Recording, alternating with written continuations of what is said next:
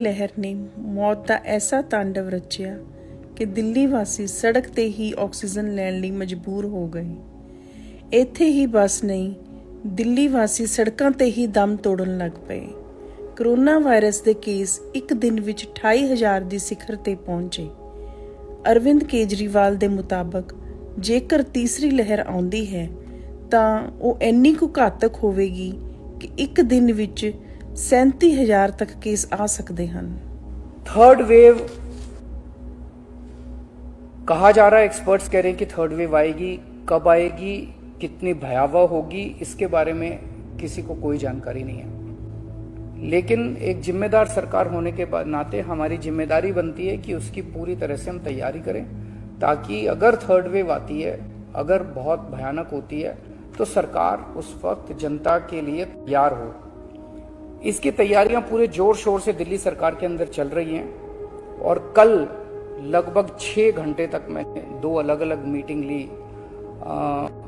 Experts के साथ बात की, जिन ऑफिसर्स ने अभी कोरोना के दौरान काम किया था उनके साथ बात की। हमने 2 कमिटीज बनाई हैं, उन दोनों कमिटीज के साथ मैंने बहुत डिटेल में चर्चा की। एक चीज हम लोगों को ये तय करनी थी, इस बार कोरोना की जो पीक आई थी, मतलब एक दिन में मैक्सिमम कितने केस आए, लगभग 28,000 के करीब केसेस आए थे एक दिन में, 22 या 23 अप्रैल के आसपास। अगली पीक कितनी हो सकती है, तो ये तय किया गया कि अगली पीक 37,000, एक्सपर्ट्स के साथ बात करके, ऑफिसर्स के साथ बात करके, सबके साथ बात करके, कि 37,000 पीक मान के इसकी तैयारी शुरू की जाए। इसका मतलब ये नहीं है कि अगर इससे ज्यादा की पीक आएगी तो हम तैयार नहीं हैं, हम उसके लिए भी तैयार हैं। लेकिन एक तरह से 37,000 के बेस के ऊपर अगर हम तैयार हो गए तो फिर अगर उससे भी कहीं ज्यादा पीक आती है तो उसकी भी तैयारी हम लोग, उसकी भी, अगर 37,000 की तैयारी हमारी है तो फिर मान लीजिए और ज्यादा आती है तो उसकी तैयारी तो होगी उसके लिए हम ज्यादा तैयार हो पाएंगे। तो 37,000 को एक तरह से बेस माना जा रहा है। 37,000 की पीक की तैयारी के हिसाब से अब सारे कैलकुलेशंस किए जा रहे हैं कि अगर 37,000 की पीक आती है तो कितने बेड्स की जरूरत पड़ेगी, कितने आईसीयू की जरूरत पड़ेगी, कितने उसमें से बच्चों वाले होने चाहिए, कितनी ऑक्सीजन की जरूरत पड़ेगी, ये सारी चीजें, अब कितनी दवाइयों की जरूरत पड़ेगी, ये सारी चीजें अब कैलकुलेट की जा रही हैं। एक पीडियाट्रिक टास्क फोर्स अलग से बनाई गई है। वो पीडियाट्रिक टास्क फोर्स ये तय करेगी कि जितने हमारे ऑक्सीजन बेड्स होंगे उसमें से कितने बच्चों के होने चाहिए, जितने आईसीयू बेड्स होंगे उसमें से कितने बच्चों के होने चाहिए। जो बच्चों के होंगे उसके लिए फिर अलग किस्म का सारा इक्विपमेंट होगा, उसका अलग किस्म के मास्क होंगे, अलग किस्म का ऑक्सीजन का मास्क होगा, उसकी सारी चीजें अलग होंगी। वो पीडियाट्रिक टास्क फोर्स बना दी गई है कल, वो अलग से अपनी तैयारी करके अपनी रिकमेंडेशंस देगी। इस बार ऑक्सीजन की बड़ी कमी हुई थी और ऑक्सीजन की कमी की वजह से हम लोगों ने देखा कि कई बार ऐसे हुआ था जब ऑक्सीजन बेड्स नहीं मिले थे, ऑक्सीजन के लिए काफी संघर्ष करना पड़ा था। अल्टीमेटली अपने को सुप्रीम कोर्ट के इंटरवेंशन के बाद केंद्र सरकार के सहयोग से अपने को ऑक्सीजन मिली, लेकिन जब तक ऑक्सीजन नहीं मिली तब तक दिल्ली में त्राही त्राही मच गई थी। अगली वेव अगर आती है तो हम नहीं चाहते कि इस तरह की दिल्ली के अंदर त्राही त्राही मचे, तो ये तय किया गया, इसकी तैयारी शुरू कर दी गई। 420 टन ऑक्सीजन की स्टोरेज कैपेसिटी तैयार की जा रही है। इंद्रप्रस्थ गैस लिमिटेड से बात की गई है और उन्हें 150 टन ऑक्सीजन प्रोडक्शन का प्लांट, 420 टन ऑक्सीजन तो स्टोरेज कैपेसिटी क्रिएट की जा रही है और 150 टन ऑक्सीजन प्रोडक्शन करने के लिए उनको प्लांट लगाने के लिए कहा गया है। उन्होंने कहा 18 महीने लगेंगे, लेकिन जो भी है शुरुआत कहीं ना कहीं तो अपने को करनी पड़ेगी। इसके अलावा इस बार सबसे बड़ी दिक्कत आई थी टैंकरों की। ऑक्सीजन के टैंकर नहीं थे दिल्ली में, दिल्ली इंडस्ट्रियल स्टेट नहीं है, इसीलिए अपने पास ऑक्सीजन टैंकर है ही नहीं दिल्ली में। तो 25 ऑक्सीजन टैंकर्स खरीदे जा रहे हैं ताकि अगर इस तरह की दिक्कत आए ऑक्सीजन की तो हमारे पास अपने टैंकर होने चाहिए। 64 छोटे छोटे ऑक्सीजन के प्लांट्स लगाए जा रहे हैं, वो ऑलरेडी लग रहे हैं और हमें उम्मीद है कि अगले कुछ हफ्तों के अंदर, 1-2 महीने के अंदर ये 64 ऑक्सीजन प्लांट्स लग के तैयार हो जाएंगे। अब ये जो हमने डिसाइड किया कि 37,000 केसेस की पीक के हिसाब से हम काम करेंगे तो उसके हिसाब से तय किया जाएगा कि कितने ऑक्सीजन बेड्स की जरूरत होगी, कितने आईसीयू बेड्स की जरूरत होगी। उसके हिसाब से फिर तय किया जाएगा कितने ऑक्सीजन सिलेंडर्स की जरूरत होगी। जैसे अभी थोड़े दिन पहले हमने 6000 सिलेंडर चाइना से इंपोर्ट किए थे, तो और कितने ऑक्सीजन सिलेंडर्स की जरूरत होगी और कितने ऑक्सीजन कॉन्सेंट्रेटर्स की जरूरत होगी। अगले आने वाले 1-2 महीने के अंदर ढेर सारे ऑक्सीजन कॉन्सेंट्रेटर्स दिल्ली सरकार खरीदने जा रही है। दवाइयों को लेकर 2 अहम निर्णय किए गए। एक तो ये कि इस वेव में ये देखा गया कि व्हाट्सएप खूब तेजी से, व्हाट्सएप के ऊपर दवाइयां खूब तेजी से प्रिस्क्राइब की जा रही थी और उसके ऊपर मतलब बात फैल जाए कि ये दवाई बड़ी अच्छी है, तो पूरे समाज के अंदर, पूरे शहर के अंदर, पूरे देश के अंदर उस दवाई की अफरा तफरी मच जाती है। तो एक डॉक्टर्स की और एक्सपर्ट्स की टीम बनाई जाएगी। अगर किसी दवाई की डिमांड होती है तो वो डॉक्टर्स एग्जामिन करके बताएं कि इस दवाई से कोरोना में फायदा होगा कि नहीं होगा। अगर डॉक्टर कहते हैं होगा तो सरकार उस दवाई को मुहैया कराने की कोशिश करेगी, और डॉक्टर अगर कहते हैं कि ये दवाई बिल्कुल बेकार है, इससे कोरोना में कोई फायदा नहीं होगा और लोग इसके पीछे भागना बंद करें, तो जनता को उसके बारे में जागरूक किया जाएगा कि इस दवाई के पीछे भागना बंद कीजिए। एक ये। दूसरा, जो जो इंपॉर्टेंट दवाइयां हैं उनकी लिस्टें बना ली गई हैं, उसका कितना स्टॉक चाहिए होगा उतना बफर स्टॉक क्रिएट किया जाएगा। एक्सपायरी डेट्स किस दवाई की कितनी है, एक्सपायरी डेट्स को ध्यान में रखते हुए उन सभी दवाइयों का बफर स्टॉक क्रिएट किया जा रहा है, ताकि अगर जरूर, और प्राइवेट अस्पतालों के भी आदेश दिए जा रहे हैं कि वो भी अपने बफर स्टॉक्स इस तरह से तैयार रखें ताकि अगर महामारी आती है तो हम उसके लिए तैयार रहें। इसके अलावा 2 जीनोम सीक्वेंसिंग लैब्स बनाई जा रही हैं एलएनजेपी हॉस्पिटल में और आईएलबीएस में, ताकि हमें भी पता रहे कि दिल्ली के अंदर जो भी वेरिएंट आ रहा है वो वेरिएंट कौन सा वेरिएंट है, पुराने वाला है या कोई नया वेरिएंट आ गया है, और हमें इस बारे में क्या एहतियात बरतने की जरूरत है, हम एक्सपर्ट से पूछ सकते हैं। तो ये बहुत सारी चीजें कल चर्चा हुई, ये कुछ चीजें मैंने आपको बताई हैं और आपको यही आश्वासन देना चाहता हूं कि आपकी सरकार पूरी तरह से 24 घंटे लगी हुई है इसमें। मैं उम्मीद करता हूं कि अब कोई तीसरी वेव नहीं आनी चाहिए, उसके पहले हम कोशिश करेंगे अपने लोगों को वैक्सीनेट कर दें, लेकिन अगर तीसरी वेव आती है तो लोगों को तकलीफ नहीं होनी चाहिए। इसके बारे में हम पूरी कोशिश करेंगे। नमस्कार। ਦਿੱਲੀ ਵਿੱਚ ਆਈ ਕਰੋਨਾ ਦੀ ਲਹਿਰ ਨੇ ਮੌਤ ਦਾ ਐਸਾ ਤਾਂਡਵ ਰਚਿਆ ਕਿ ਦਿੱਲੀ ਵਾਸੀ ਸੜਕ ਤੇ ਹੀ ਆਕਸੀਜਨ ਲੈਣ ਲਈ ਮਜਬੂਰ ਹੋ ਗਏ। ਇੱਥੇ ਹੀ ਬਸ ਨਹੀਂ, ਦਿੱਲੀ ਵਾਸੀ ਸੜਕਾਂ ਤੇ ਹੀ ਦਮ ਤੋੜਨ ਲੱਗ ਪਏ। ਕਰੋਨਾ ਵਾਇਰਸ ਦੇ ਕੇਸ ਇੱਕ ਦਿਨ ਵਿੱਚ 28,000 ਦੀ ਸਿਖਰ ਤੇ ਪਹੁੰਚੇ। ਅਰਵਿੰਦ ਕੇਜਰੀਵਾਲ ਦੇ ਮੁਤਾਬਕ ਜੇਕਰ ਤੀਸਰੀ ਲਹਿਰ ਆਉਂਦੀ ਹੈ ਤਾਂ ਉਹ ਇੰਨੀ ਕੁ ਘਾਤਕ ਹੋਵੇਗੀ ਕਿ ਇੱਕ ਦਿਨ ਵਿੱਚ 37,000 तक केस आ सकते हैं। थर्ड वेव कहा जा रहा है, एक्सपर्ट्स कह रहे हैं कि थर्ड वेव आएगी, कब आएगी, कितनी भयावह होगी, इसके बारे में किसी को कोई जानकारी नहीं है। लेकिन एक जिम्मेदार सरकार होने के नाते हमारी जिम्मेदारी बनती है कि उसकी पूरी तरह से हम तैयारी करें, ताकि अगर थर्ड वेव आती है, अगर बहुत भयानक होती है, तो सरकार उस वक्त जनता के लिए तैयार हो। इसकी तैयारियां पूरे जोर शोर से दिल्ली सरकार के अंदर चल रही हैं और कल लगभग 6 घंटे तक मैंने 2 अलग अलग मीटिंग ली, एक्सपर्ट्स के साथ बात की, जिन ऑफिसर्स ने अभी कोरोना के दौरान काम किया था उनके साथ बात की। हमने 2 कमिटीज बनाई हैं, उन दोनों कमिटीज के साथ मैंने बहुत डिटेल में चर्चा की। एक चीज हम लोगों को ये तय करनी थी, इस बार कोरोना की जो पीक आई थी, मतलब एक दिन में मैक्सिमम कितने केस आए, लगभग 28,000 के करीब केसेस आए थे एक दिन में, 22 या 23 अप्रैल के आसपास। अगली पीक कितनी हो सकती है, तो ये तय किया गया कि अगली पीक 37,000, एक्सपर्ट्स के साथ बात करके, ऑफिसर्स के साथ बात करके, सबके साथ बात करके, कि 37,000 पीक मान के इसकी तैयारी शुरू की जाए।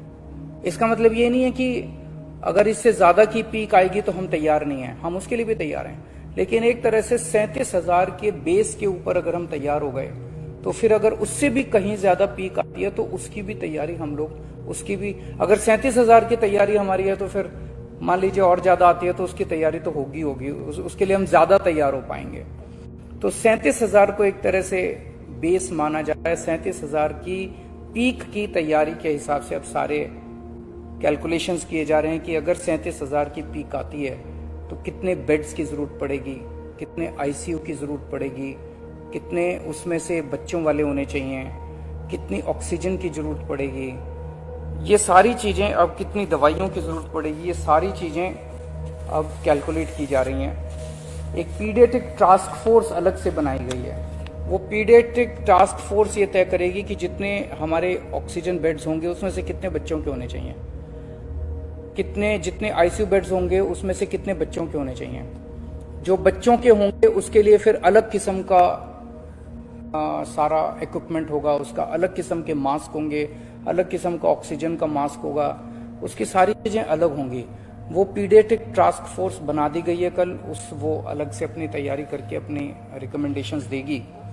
इस बार ऑक्सीजन की बड़ी कमी हुई थी और ऑक्सीजन की कमी की वजह से हम लोगों ने देखा कि कई बार ऐसे हुआ था जब ऑक्सीजन बेड्स नहीं मिले थे, ऑक्सीजन के लिए काफी संघर्ष करना पड़ा था।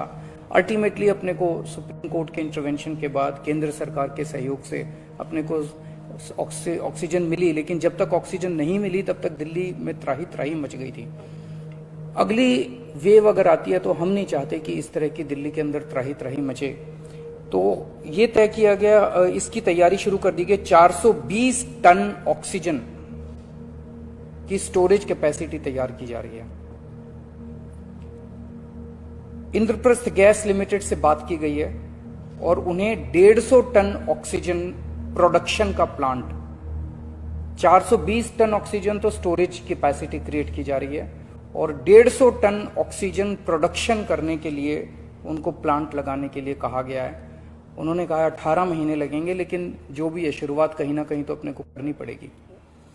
इसके अलावा इस बार सबसे बड़ी दिक्कत आई थी टैंकरों की। ऑक्सीजन के टैंकर नहीं थे दिल्ली में, दिल्ली इंडस्ट्रियल स्टेट नहीं है, इसीलिए अपने पास ऑक्सीजन टैंकर है ही नहीं दिल्ली में।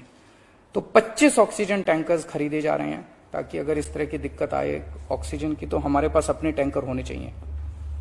64 छोटे छोटे ऑक्सीजन के प्लांट्स लगाए जा रहे हैं, वो ऑलरेडी लग रहे हैं और हमें उम्मीद है कि अगले कुछ हफ्तों के अंदर, 1-2 महीने के अंदर ये 64 ऑक्सीजन प्लांट्स लग के तैयार हो जाएंगे।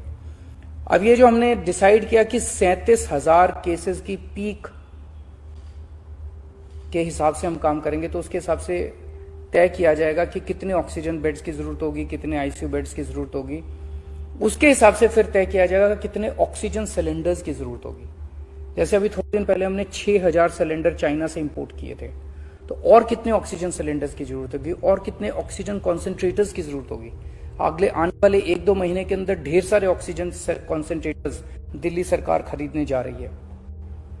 दवाइयों को लेकर 2 अहम निर्णय किए गए। एक तो ये कि इस वेव में ये देखा गया कि व्हाट्सएप खूब तेजी से, व्हाट्सएप के ऊपर दवाइयां खूब तेजी से प्रिस्क्राइब की जा रही थी और उसके ऊपर मतलब बात फैल जाए कि ये दवाई बड़ी अच्छी है, तो पूरे समाज के अंदर, पूरे शहर के अंदर, पूरे देश के अंदर उस दवाई की अफरा तफरी मच जाती है।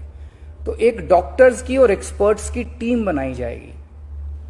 अगर किसी दवाई की डिमांड होती है तो वो डॉक्टर्स एग्जामिन करके बताएं कि इस दवाई से कोरोना में फायदा होगा कि नहीं होगा।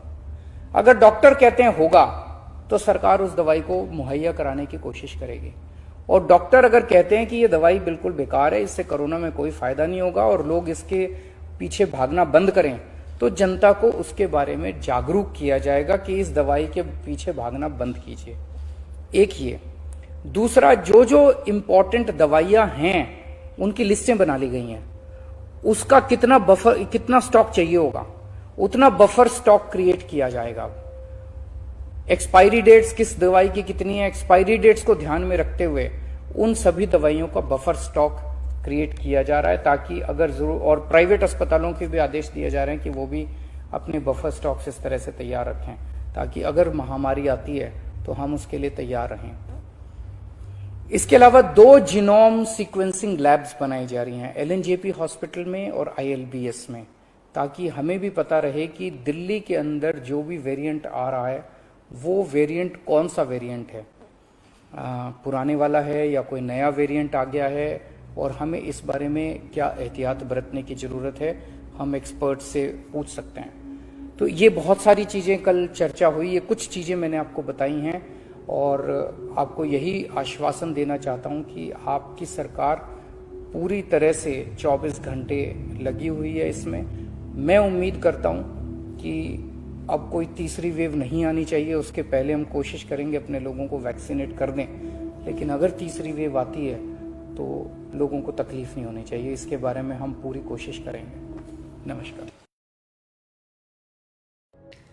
ਦਿੱਲੀ ਵਿੱਚ ਆਈ ਕਰੋਨਾ ਦੀ ਲਹਿਰ ਨੇ ਮੌਤ ਦਾ ਐਸਾ ਤਾਂਡਵ ਰਚਿਆ ਕਿ ਦਿੱਲੀ ਵਾਸੀ ਸੜਕ ਤੇ ਹੀ ਆਕਸੀਜਨ ਲੈਣ ਲਈ ਮਜਬੂਰ ਹੋ ਗਏ। ਇੱਥੇ ਹੀ ਬਸ ਨਹੀਂ, ਦਿੱਲੀ ਵਾਸੀ ਸੜਕਾਂ ਤੇ ਹੀ ਦਮ ਤੋੜਨ ਲੱਗ ਪਏ। ਕਰੋਨਾ ਵਾਇਰਸ ਦੇ ਕੇਸ ਇੱਕ ਦਿਨ ਵਿੱਚ 28,000 ਦੀ ਸਿਖਰ ਤੇ ਪਹੁੰਚੇ। ਅਰਵਿੰਦ ਕੇਜਰੀਵਾਲ ਦੇ ਮੁਤਾਬਕ ਜੇਕਰ ਤੀਸਰੀ ਲਹਿਰ ਆਉਂਦੀ ਹੈ ਤਾਂ ਉਹ ਇੰਨੀ ਕੁ ਘਾਤਕ ਹੋਵੇਗੀ ਕਿ ਇੱਕ ਦਿਨ ਵਿੱਚ 37,000 तक केस आ सकते हैं। थर्ड वेव कहा जा रहा है, एक्सपर्ट्स कह रहे हैं कि थर्ड वेव आएगी, कब आएगी, कितनी भयावह होगी, इसके बारे में किसी को कोई जानकारी नहीं है। लेकिन एक जिम्मेदार सरकार होने के नाते हमारी जिम्मेदारी बनती है कि उसकी पूरी तरह से हम तैयारी करें, ताकि अगर थर्ड वेव आती है, अगर बहुत भयानक होती है, तो सरकार उस वक्त जनता के लिए तैयार हो। इसकी तैयारियां पूरे जोर शोर से दिल्ली सरकार के अंदर चल रही हैं और कल लगभग 6 घंटे तक मैंने 2 अलग अलग मीटिंग ली, एक्सपर्ट्स के साथ बात की, जिन ऑफिसर्स ने अभी कोरोना के दौरान काम किया था उनके साथ बात की। हमने 2 कमिटीज़ बनाई हैं, उन दोनों कमिटीज़ के साथ मैंने बहुत डिटेल में चर्चा की। एक चीज़ हम लोगों को ये तय करनी थी, इस बार कोरोना की जो पीक आई थी, मतलब एक दिन में मैक्सिमम कितने केस आए, लगभग 28,000 के करीब केसेस आए थे एक दिन में, 22 या 23 अप्रैल के आसपास। अगली पीक कितनी हो सकती है, तो ये तय किया गया कि अगली पीक 37,000, एक्सपर्ट्स के साथ बात करके, ऑफिसर्स के साथ बात करके, सबके साथ बात करके, कि 37,000 पीक मान के इसकी तैयारी शुरू की जाए। इसका मतलब ये नहीं है कि अगर इससे ज्यादा की पीक आएगी तो हम तैयार नहीं हैं, हम उसके लिए भी तैयार हैं, लेकिन एक तरह से 37,000 के बेस के ऊपर अगर हम तैयार हो गए तो फिर अगर उससे भी कहीं ज्यादा पीक आती है तो उसकी भी तैयारी हम लोग, उसकी भी, अगर 37,000 की तैयारी हमारी है तो फिर मान लीजिए और ज्यादा आती है तो उसकी तैयारी तो होगी उसके लिए हम ज्यादा तैयार हो पाएंगे। तो 37,000 को एक तरह से बेस माना जा रहा है। 37,000 की पीक की तैयारी के हिसाब से अब सारे कैलकुलेशंस किए जा रहे हैं कि अगर 37,000 की पीक आती है तो कितने बेड्स की जरूरत पड़ेगी, कितने आईसीयू की जरूरत पड़ेगी, कितने उसमें से बच्चों वाले होने चाहिए, कितनी ऑक्सीजन की जरूरत पड़ेगी, ये सारी चीजें, अब कितनी दवाइयों की जरूरत पड़ेगी, ये सारी चीजें अब कैलकुलेट की जा रही हैं। एक पीडियाट्रिक टास्क फोर्स अलग से बनाई गई है। वो पीडियाट्रिक टास्क फोर्स ये तय करेगी कि जितने हमारे ऑक्सीजन बेड्स होंगे उसमें से कितने बच्चों के होने चाहिए, जितने आईसीयू बेड्स होंगे उसमें से कितने बच्चों के होने चाहिए। जो बच्चों के होंगे उसके लिए फिर अलग किस्म का सारा इक्विपमेंट होगा, उसका अलग किस्म के मास्क होंगे, अलग किस्म का ऑक्सीजन का मास्क होगा, उसकी सारी चीजें अलग होंगी। वो पीडियाट्रिक टास्क फोर्स बना दी गई है कल, वो अलग से अपनी तैयारी करके अपनी रिकमेंडेशंस देगी। इस बार ऑक्सीजन की बड़ी कमी हुई थी और ऑक्सीजन की कमी की वजह से हम लोगों ने देखा कि कई बार ऐसे हुआ था जब ऑक्सीजन बेड्स नहीं मिले थे, ऑक्सीजन के लिए काफी संघर्ष करना पड़ा था। अल्टीमेटली अपने को सुप्रीम कोर्ट के इंटरवेंशन के बाद केंद्र सरकार के सहयोग से अपने को ऑक्सीजन मिली, लेकिन जब तक ऑक्सीजन नहीं मिली तब तक दिल्ली में त्राही त्राही मच गई थी। अगली वेव अगर आती है तो हम नहीं चाहते कि इस तरह की दिल्ली के अंदर त्राही त्राही मचे, तो ये तय किया गया, इसकी तैयारी शुरू कर दी गई। 420 टन ऑक्सीजन की स्टोरेज कैपेसिटी तैयार की जा रही है। इंद्रप्रस्थ गैस लिमिटेड से बात की गई है और उन्हें 150 टन ऑक्सीजन प्रोडक्शन का प्लांट 420 टन ऑक्सीजन तो स्टोरेज कैपेसिटी क्रिएट की जा रही है और 150 टन ऑक्सीजन प्रोडक्शन करने के लिए उनको प्लांट लगाने के लिए कहा गया है। उन्होंने कहा 18 महीने लगेंगे, लेकिन जो भी है शुरुआत कहीं ना कहीं तो अपने को करनी पड़ेगी। इसके अलावा इस बार सबसे बड़ी दिक्कत आई थी टैंकरों की। ऑक्सीजन के टैंकर नहीं थे दिल्ली इंडस्ट्रियल स्टेट नहीं है, इसीलिए अपने पास ऑक्सीजन टैंकर है ही नहीं दिल्ली में। तो 25 ऑक्सीजन टैंकर्स खरीदे जा रहे हैं ताकि अगर इस तरह की दिक्कत आए ऑक्सीजन की तो हमारे पास अपने टैंकर होने चाहिए।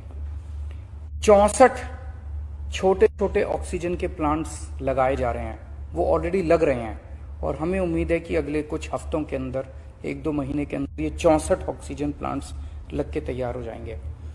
अब ये जो हमने डिसाइड किया कि 37,000 केसेस की पीक के हिसाब से हम काम करेंगे, तो उसके हिसाब से तय किया जाएगा कि कितने ऑक्सीजन बेड्स की जरूरत होगी, कितने आईसीयू बेड्स की जरूरत होगी। उसके हिसाब से फिर तय किया जाएगा कि कितने ऑक्सीजन सिलेंडर्स की जरूरत होगी। जैसे अभी थोड़े दिन पहले हमने 6,000 सिलेंडर चाइना से इंपोर्ट किए थे, तो और कितने ऑक्सीजन सिलेंडर्स की जरूरत होगी और कितने ऑक्सीजन कॉन्सेंट्रेटर्स की जरूरत होगी। अगले आने वाले 1-2 महीने के अंदर ढेर सारे ऑक्सीजन कॉन्सेंट्रेटर्स दिल्ली सरकार खरीदने जा रही है। दवाइयों को लेकर 2 अहम निर्णय किए गए। एक तो ये कि इस वेव में ये देखा गया कि व्हाट्सएप खूब तेजी से, व्हाट्सएप के ऊपर दवाइयां खूब तेजी से प्रिस्क्राइब की जा रही थी और उसके ऊपर मतलब बात फैल जाए कि ये दवाई बड़ी अच्छी है, तो पूरे समाज के अंदर, पूरे शहर के अंदर, पूरे देश के अंदर उस दवाई की अफरा तफरी मच जाती है। तो एक डॉक्टर्स की और एक्सपर्ट्स की टीम बनाई जाएगी। अगर किसी दवाई की डिमांड होती है तो वो डॉक्टर्स एग्जामिन करके बताएं कि इस दवाई से कोरोना में फायदा होगा कि नहीं होगा। अगर डॉक्टर कहते हैं होगा तो सरकार उस दवाई को मुहैया कराने की कोशिश करेगी, और डॉक्टर अगर कहते हैं कि ये दवाई बिल्कुल बेकार है, इससे कोरोना में कोई फायदा नहीं होगा और लोग इसके पीछे भागना बंद करें, तो जनता को उसके बारे में जागरूक किया जाएगा कि इस दवाई के पीछे भागना बंद कीजिए। एक ये। दूसरा, जो जो इंपॉर्टेंट दवाइयां हैं उनकी लिस्टें बना ली गई हैं, उसका कितना स्टॉक चाहिए होगा उतना बफर स्टॉक क्रिएट किया जाएगा। एक्सपायरी डेट्स किस दवाई की कितनी है, एक्सपायरी डेट्स को ध्यान में रखते हुए उन सभी दवाइयों का बफर स्टॉक क्रिएट किया जा रहा है, ताकि अगर जरूर, और प्राइवेट अस्पतालों के भी आदेश दिए जा रहे हैं कि वो भी अपने बफर स्टॉक्स इस तरह से तैयार रखें ताकि अगर महामारी आती है तो हम उसके लिए तैयार रहें।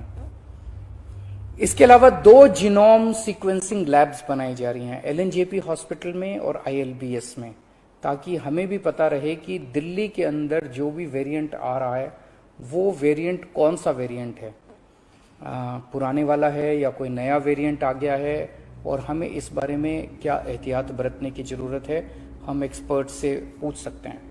तो ये बहुत सारी चीजें कल चर्चा हुई, ये कुछ चीजें मैंने आपको बताई हैं और आपको यही आश्वासन देना चाहता हूं कि आपकी सरकार पूरी तरह से 24 घंटे लगी हुई है इसमें।